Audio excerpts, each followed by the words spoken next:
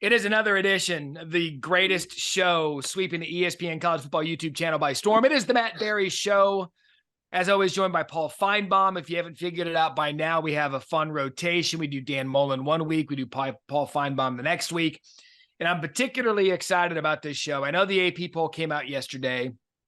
I don't want to get into the AP poll because I don't think you can glean too much from it other than the usual suspects are the top 10 of the country. And typically someone always comes from the bottom up to surprise everyone. But today what I want to get into is a big picture discussion, Paul, predicated on the Johnny Manziel documentary. And I watched the documentary over the weekend, and I'm not going to sit here and give you a film review of what I thought and how it was put together. The impetus of this conversation, Paul, stems from what we're seeing right now in college football, which is endless realignment. And when you go back to the 2011-2012 football season, Texas A&M entered the SEC. And they did so with Johnny Manziel, and they did so in fantastic fashion going 11-2 that season. And I believe the next season they were 9-4. But since then, Texas A&M has been 8-4, 8-4, 8-5 with the bowl game.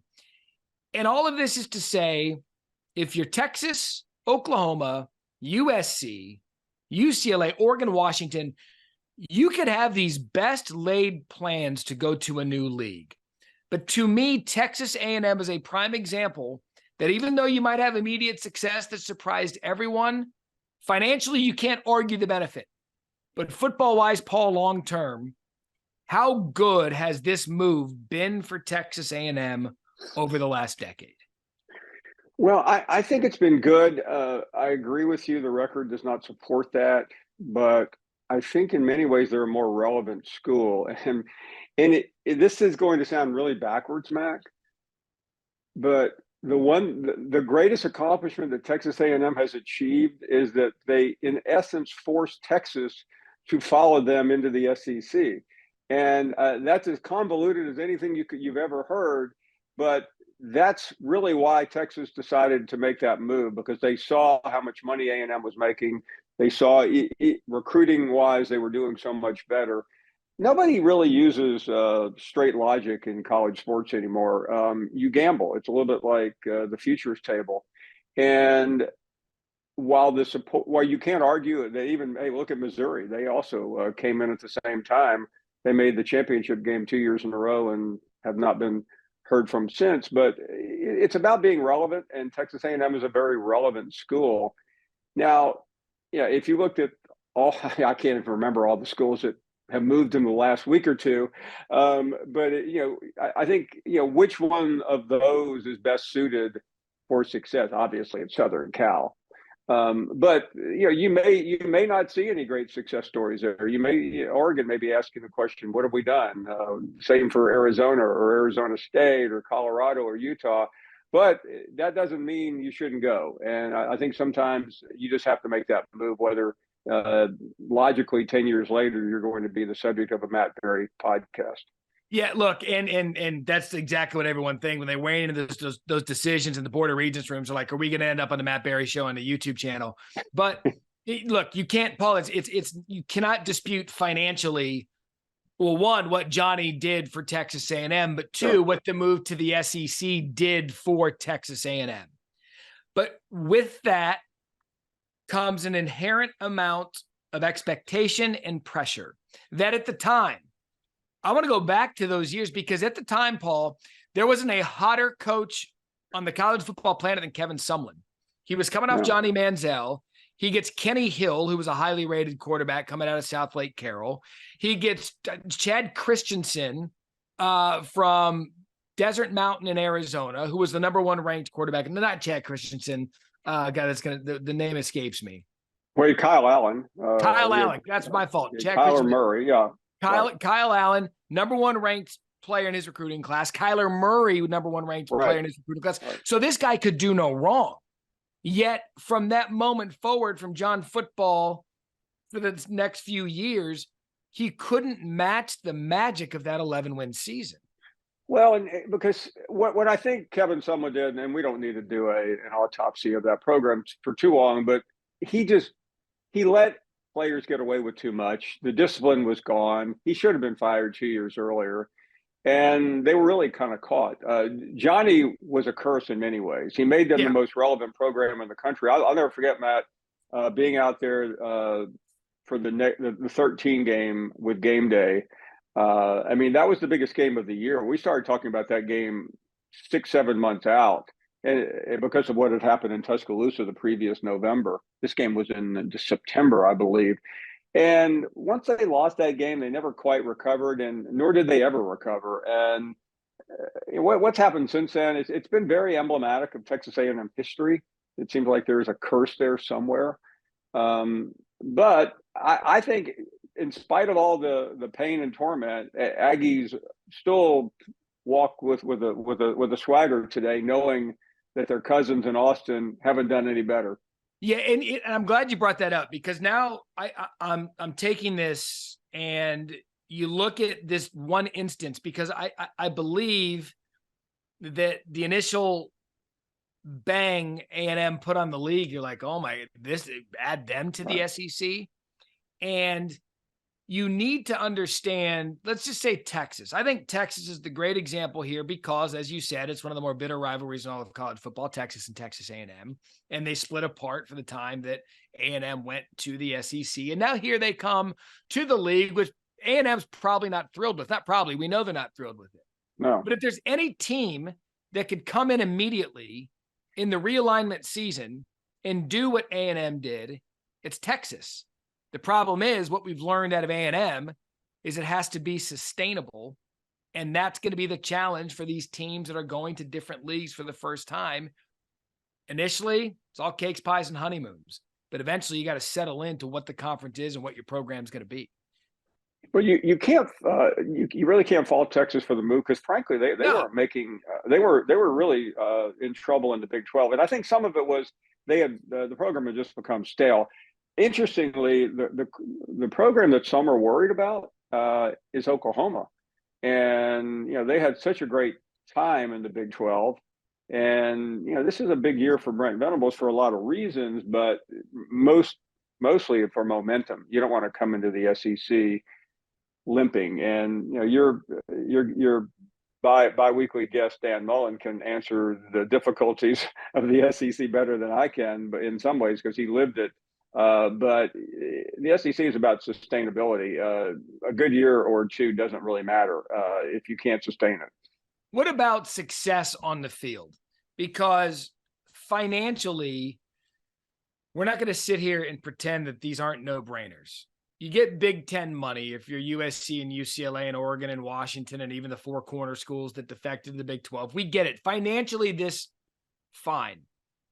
But are these presidents and these athletic directors in these schools, are they putting the financial gain ahead of, wait a second, is this the best move for the football program for what we're trying to do, which ultimately, Paul, is win games and win conference championships and get to the college football playoff?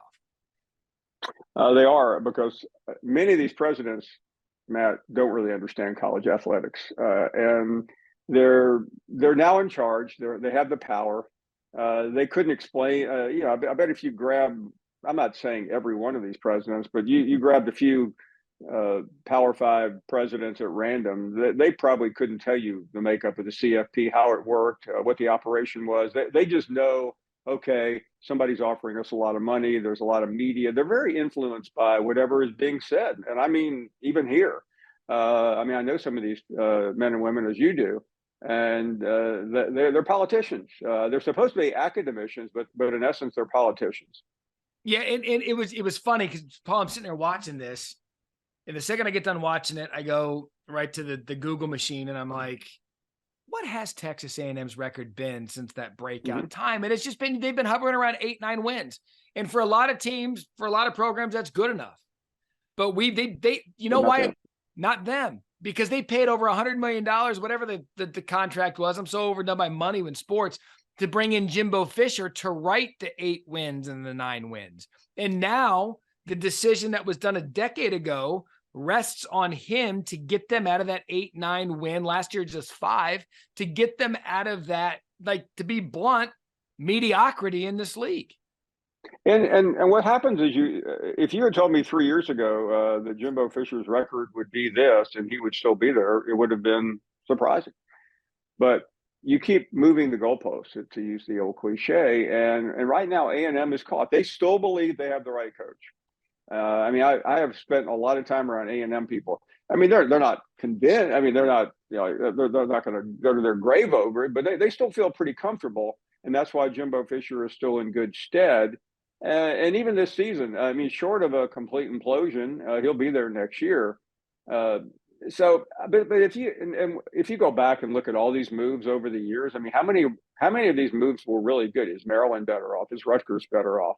I mean, it is an endless stream of chasing the money, and you know, it's where college athletics is, and you know, we can be hypocrite. We can talk about the hypocritical aspect of it, and it's there, but the only time that it becomes disturbing is when you hear these college presidents, you know, with the bow tie and the stern face, talk about the only thing that matters is the well-being of the student athlete, and that's when you know you're being conned. But that's just it. And that sentence you said is why I want to not caution college football fans, but really have everyone take a holistic look at this, because while the logo of your conference has changed, I don't know that you are. USC, UCLA, Washington, Oregon, Arizona, they're not better off for the Pac-12 going away. They're just not.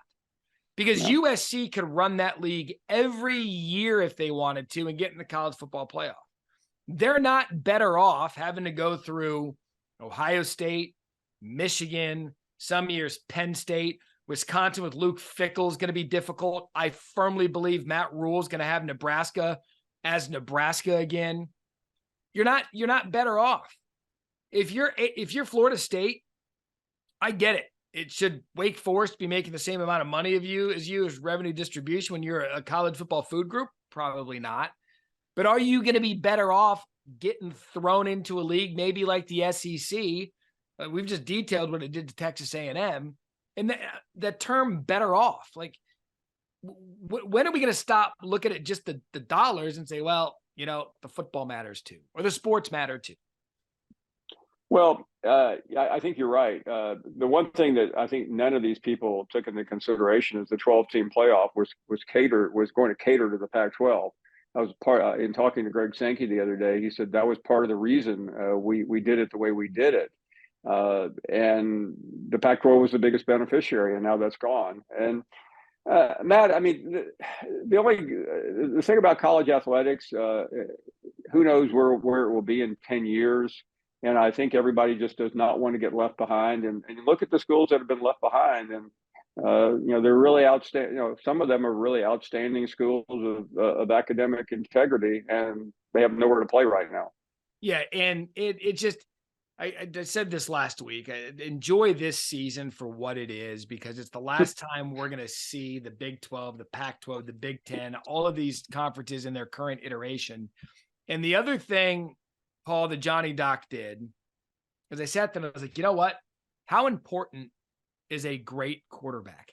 How important is a quarterback to the success of your school? We've seen it. Joe Burrow, LSU, Stetson Bennett out of Georgia. We've seen this year in and year out. Some of these players, they come in, it's a quarterback, it's lightning in a bottle. They ride that quarterback to what they need to ride it to, and they ride off into the sunset. Caleb Williams at USC winning the Heisman. They were close to a college football playoff berth. They didn't get it. CJ Stroud at Ohio State. It all comes down to your quarterback success.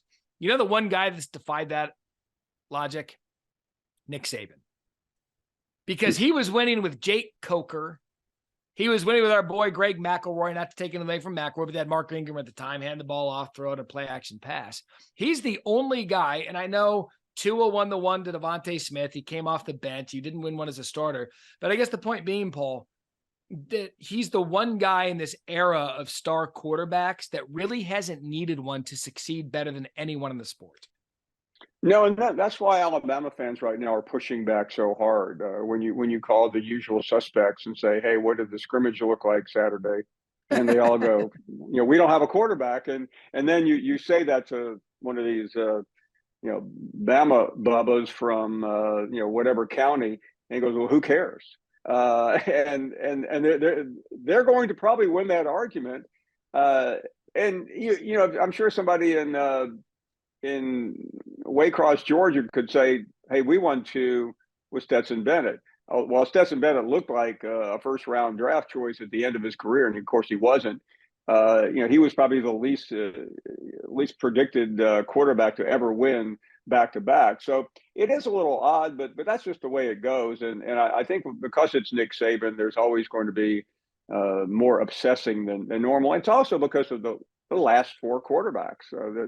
You tell me there have not been many better starting quarterbacks in a row than Hurts, Tua, Mac Jones, and Bryce Young. Yeah, and Bryce Young, look, he leaves Alabama with just about every accolade you could want. Mac Jones, I think he was the surprise that snuck in there and became as dominant as he did. But when you look at programs' big picture and the health of where these teams are headed going into the season and the health of the program top to bottom, to me, Saban's been the blueprint forever. And when you really dive in and look, you're like, well, wait a second. I mean, there was all these Heisman Trophy winning quarterbacks. I know Bryce Young was one of them, but he was just as dominant without it. You can't say that for many of these teams that have gone through the college football playoff era. Deshaun Watson, Clemson, Trevor Lawrence, Clemson. These were generational type players that led to Clemson's success. They needed that. And I don't think Alabama really does. No, and listen, without having any clear path to who the quarterback is, Alabama in the past 2 weeks, Matt, whatever it's worth, has been ranked 3rd and 4th preseason, and the best known commentator at ESPN, college football commentator Kirk Herbstreit, picked them to win the national championship. So, again, that doesn't really mean anything. What was interesting about Herbstreit, somebody sent me that last night, and I said, I responded back. I said, there was a time when if you didn't pick Alabama to win the national championship, it seemed outrageous. Yeah. Now it almost seems outrageous to pick Alabama to win the national championship. That's how quickly it has changed. But they're still 3rd and 4th in the respective polls. Well, and that's just it. You can look at, I mentioned the Bryce Young years. Yeah, you got all the postseason accolades. Couldn't beat Georgia. Couldn't win a national championship. No. And so Alabama's almost more dangerous when they come in with a bunch of In some ways they are, yeah. Yeah. I would probably pick them to go to the playoffs right now and with a shot at the championship. And it's not that big a deal because if they had a starter, remember Bryce Young had 1 year he could have stayed. Well, don't laugh. I mean, he could have still been there. But only one guy's ever done that before, giving up being the number 1 pick in the draft to spend a final year on a college campus.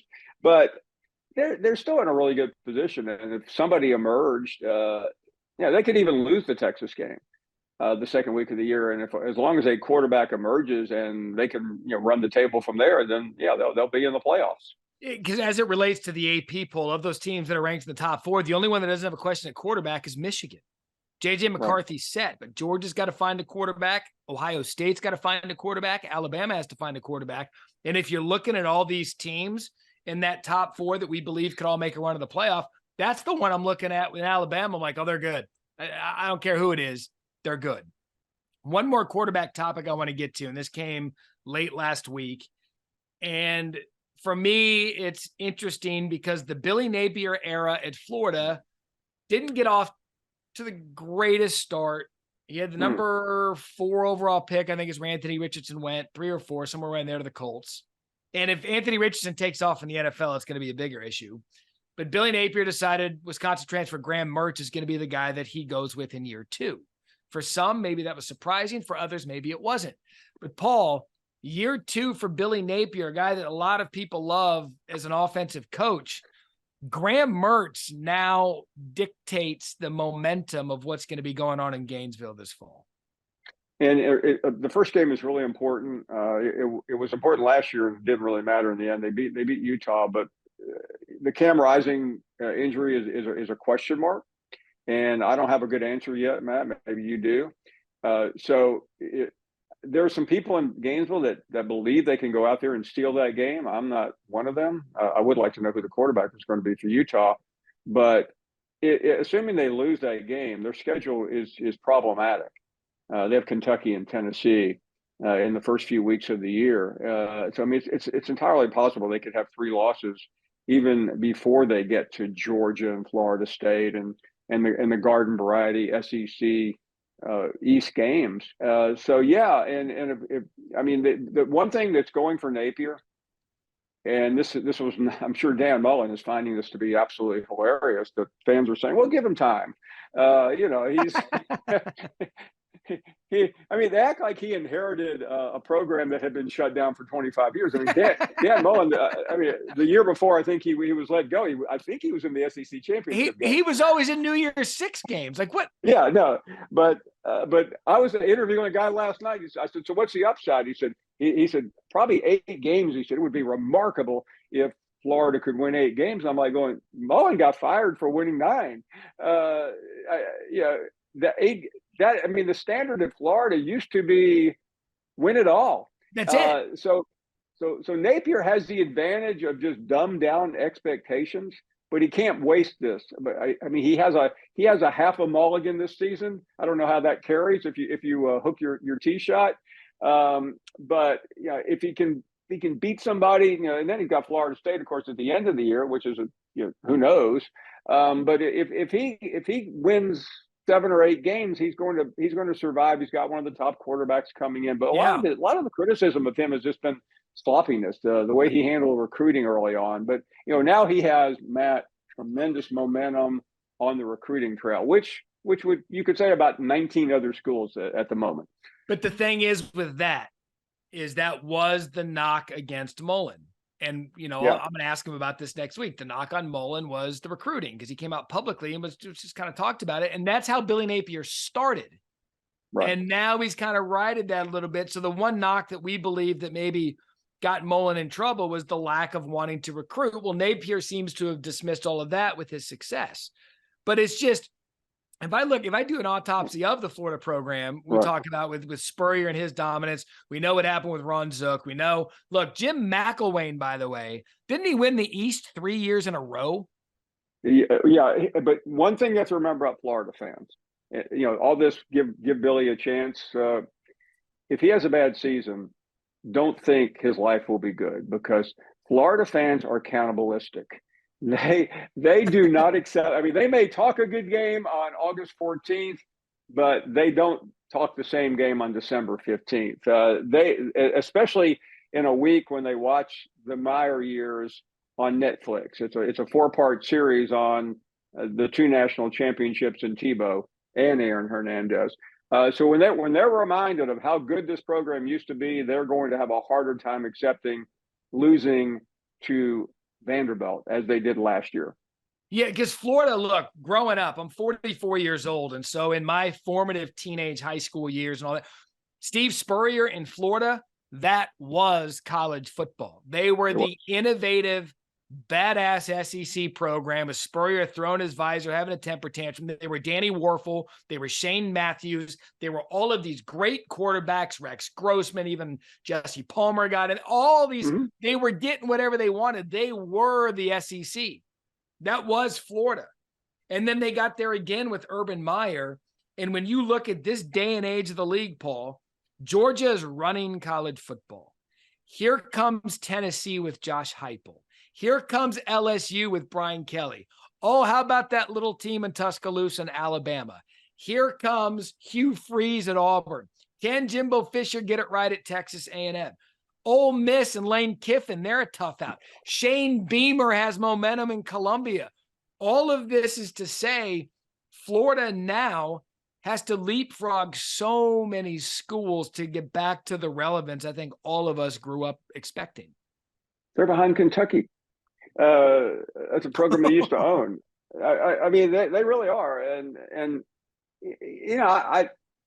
Napier is going to have to do it on the field, because you can only generate so much hype. And one thing about recruiting now, Matt, all these school supported websites and all the all the misinformation that comes out on recruiting helps you get to a certain point.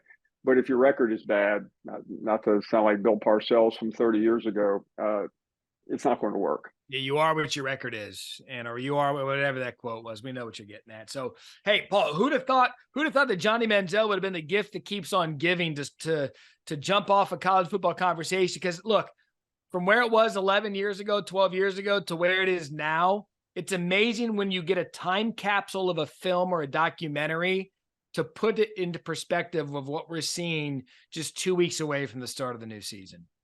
Yeah, now what by the end of the alignment or realignment last week, it was like, okay, another one. I mean, it's like, some of the things you notice on the news channels up and down the dial. Oh, okay, another one. Yeah. You become immune to it, desensitized. I mean, if somebody came out today, I mean, like we were waiting earlier today. Well, what's FSU going to do? Like, who cares anymore? Right. So, Paul, I hope you're okay with this, but in the next couple of weeks, we're going to actually have to talk football. Is that all right by you? Okay. I put that off long enough, so I'm game. But at least Mullen is before me. He knows something about the sport. Thanks for watching ESPN on YouTube. For live streaming sports and premium content, subscribe to ESPN+.